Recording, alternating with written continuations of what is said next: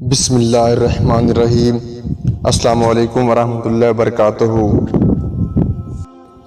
جب انسان ٹینشن میں ہو یا غم و غصہ کی حالت میں تو اسے اپنی ٹینشن غم و غصہ کم کرنے کے لیے کسی ذہنی مریض کے ساتھ اپنی حالات زندگی ڈسکس نہیں کرنی چاہیے، بلکہ کسی مثبت سوچ رکھنے والے اہل علم شخص کے ساتھ اپنی حالات زندگی ڈسکس کرنی چاہیے۔ اپنی خوشی کا آغاز باپ کو گلے لگا کر کریں۔ یاد رکھیں، باپ بوڑھا ہو کر نہیں مرتا، اکیلا ہو کر مرتا ہے۔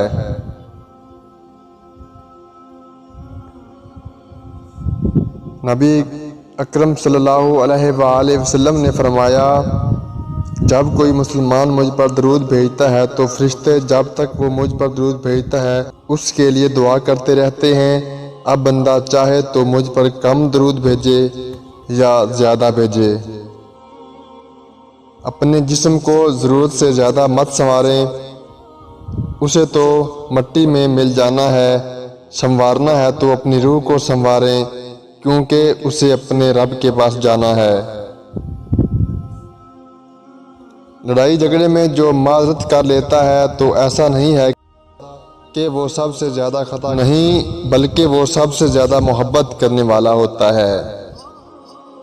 یہ امید نہ رکھیں کہ آپ نے جس جگہ بھلائی کی ہے وہیں سے آپ کو نیکی کا بدلہ بھی ملے گا۔